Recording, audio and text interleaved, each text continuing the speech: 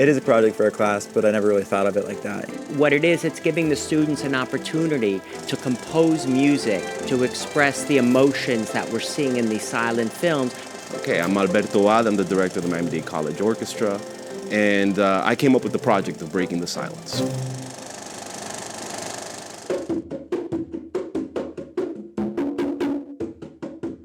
Breaking the silence is taking a vintage product and recreating a fresh perspective on that product. And that's a great creative exercise. And to use this on students really forces them to dig very deeply and find something in them that they didn't know might have been there.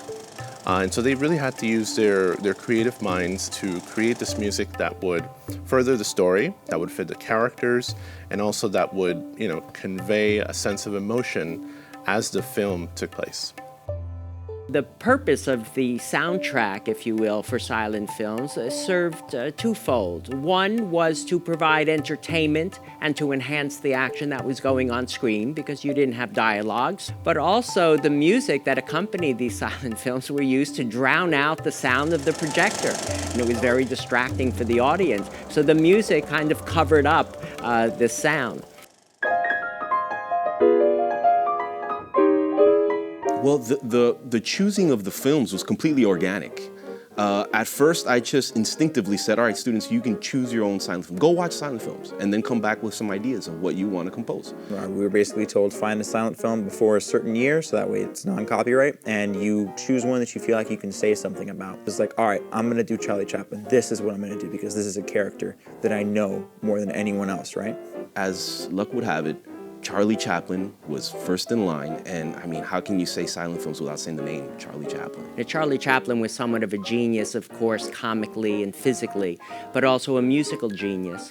His father used to play music in the bars and taverns in England, and Chaplin himself was a violinist. And to the day he died, he continually practiced and played the violin. So basically what the film is about Charlie Chaplin, and for whatever reason he decides he's going to enter this boxing match to win a money prize. And he goes in, he's training, you see side-by-sides with him and his opponent, and they're training, and his opponent's, practicing, blah, blah, blah. Charlie Chaplin's sitting there, he's petting a dog, he's doing whatever, he's being Chaplin. And when he gets in the rink, it's like he doesn't fight in a way that a boxer or a fighter would fight. He fights in a very Charlie Chaplin way. But because it's Charlie Chaplin, it works.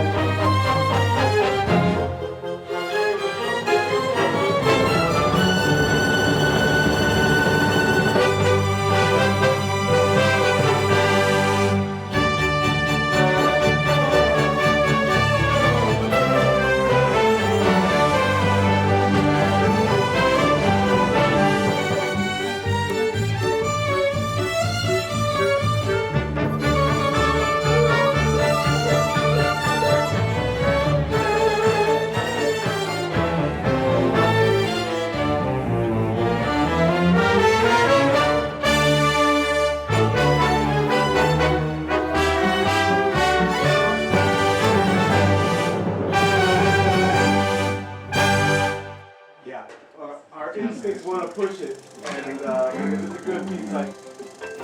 Yeah, it was absolutely incredible. You know, you sit there for the past year and you compose this piece on computer software, and then you go in and you hear it being recorded, being performed in real life by real musicians instead of just the computer software. And it's like, wow, this is 100 times better. We're done with that one.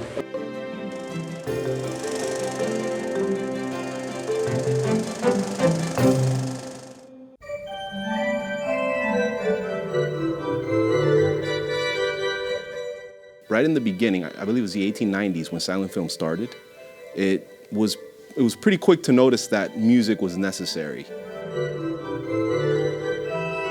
The principal instruments of these soundtracks would be an organist. That would be the number one. These movie houses had an organ. A lot of them were old churches, or they were churches used for projecting these films. The other was published works, music that was already published, usually classical, that they matched to the action that was done. And then finally, after enough time, by the early 20th century, they finally composed the first original score.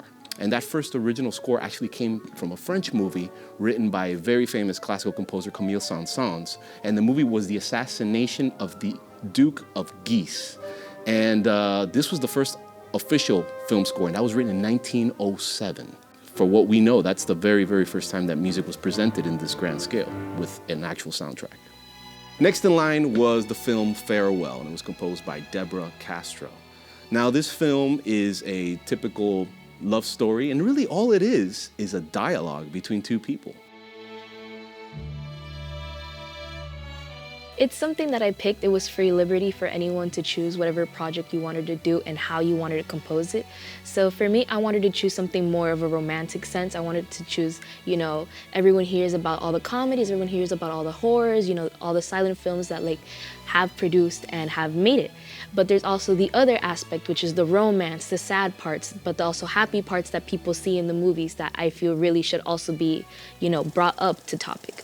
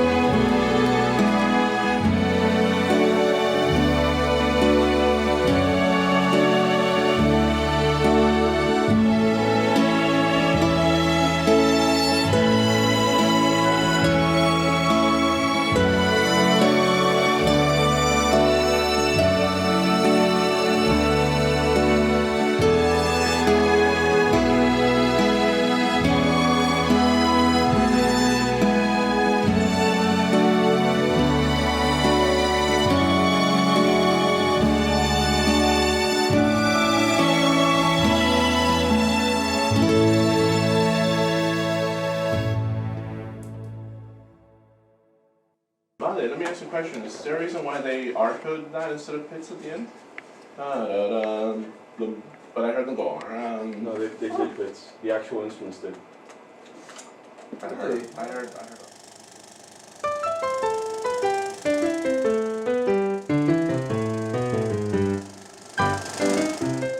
I found it very inspiring to see the courage that these students had to actually take on this task and really see it through. After the excitement of actually being in the project, kind of went away, they still followed through and they still took every step necessary to see the project be complete. And it's so much work.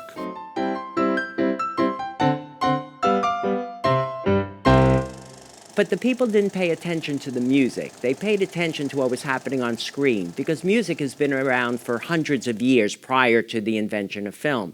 When film came, people were just mesmerized by the fact that we were recording movement, that we were able to create these motion pictures and project them for everyone to share. So the music was kind of a side note. People really didn't pay much attention to it, other than the fact that it added to the excitement of the film. The Unchastened Woman was a film that I knew nothing about. My student found it. Julia just ran into it. Second part. The When 12/8? when she gets up from I was looking for something emotional that can touch me so I can tell a story and express feelings through music. Which is jealousy, love, ecstasy, and your dreams and your ideas of what love is. That's why I picked this movie, particularly this emotional scene. I just wanted to express feelings that feel people when loved one cheated on them.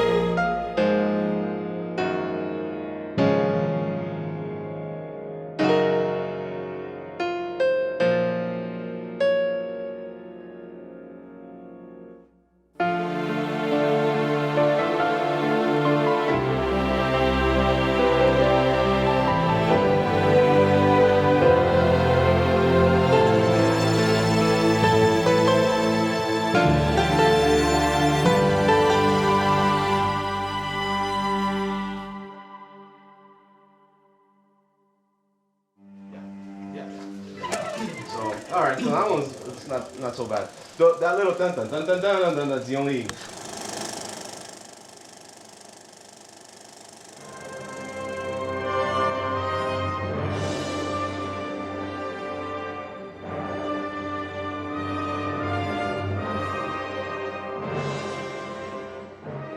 D.W. Griffith's Intolerance, 1916, was really his saving grace of a film that he made prior, Birth of a Nation, in 1915, which was received by the censors with very unfavorable results. Which is a terribly racist film.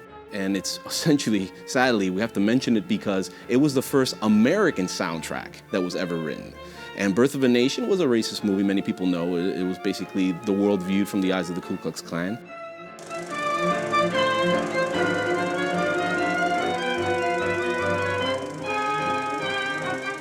The film Intolerance is 4 stories interwoven. One of the stories dating back to biblical times all the way up to modern times, or 1916 when the film was released, about a woman whose husband is on trial and she's pleading for the courts to spare his life. It shows man's inhumanity to man and what we need to recognize and see in ourselves to treat each other with more respect and dignity, which of course goes against what Birth of a Nation was showing in that film. So this was very important. The soundtrack was epic. So for the film Intolerance, it's a way larger movie, and we only used a small segment of this movie, which is the Babylonian scene. And that's the part that we decided to score. So I stumbled upon Intolerance when I was looking for a video for this project, and I knew 15 seconds in that it was the one I wanted to make a song for. And it's Intolerance, but I think it has what the music is saying. The setting for it was in the Middle East. That would cause me to look into Eastern music. I told Sergio, try to think outside of the box. And that meant maybe instrumentation changes, maybe doing something a little unorthodox with drums, maybe not just one drum set, maybe not just 2, maybe 3. Well, it started with a really simple beat, but we knew that it just needed more energy, and the drums was definitely going to bring that out. From when I saw those images, not only did I know that I would have to approach it with a different style of music, but I knew I wanted to create this theme song for it to really put the spectator in there. And that was my whole goal for this composition.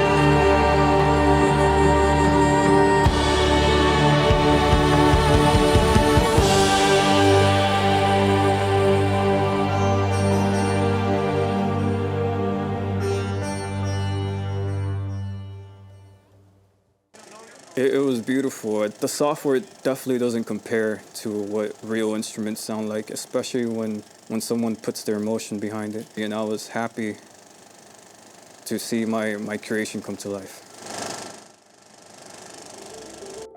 It was a blessing to see musicians play my piece for the first time. It's not the same when you're at home and being able to compose by yourself or asking people's opinions until you see the final product and you really say, wow, I did that. I was the inventor behind that film. I was the person that truly put the music people just needed to see in order to understand why the silent film is so important. There's knowledge and then there's understanding. You can know how a song sounds, you can know how to play it, you know, all that, but then there's understanding. And it's, oh, I love these pieces, I love the way it sounds. And then I hear my own piece and I'm like, oh, I like the way that sounds. But I also know these little flourishes that I put in there, that I know these little nuances, I know what it was like to try to come up with that phrase. And it's completely, it gives me a whole new respect. I decided to become a composer when I was 15. And I've been imagining how my music being played by musicians and how I record interviews, and I've been imagining this all this time, you know? Oh yeah, I learned a lot. That was my goal for this class. Of course I wanted to create an awesome composition, but my main goal was to learn, to grow from this. As we progressed through the project, it became a little bit more eccentric, and my goal was to think outside of the box. And the whole purpose of this project is to take something that is vintage and give it a modern touch and ultimately create something totally new. So take the vintage, dress it up modern, and have a completely new product. And that was the goal. So I worked really closely with Barry Gordon. He really worked with us to help us to select some of the films that we were going to compile together. Breaking the Silence, I acted as executive producer, helped put the program together. I also did some assistance with the editing for the montage that appears at the end of the program. We have had almost half a century of electronic music. We wanted to combine all these electronic sounds with the traditional symphony orchestra. So what happens when you combine these two worlds? Well, you come up with a very unique experience, and much more unique when you combine it with a montage of silent film's most popular pieces. So that's what this last piece is, and this last piece is entitled Breaking the Silence.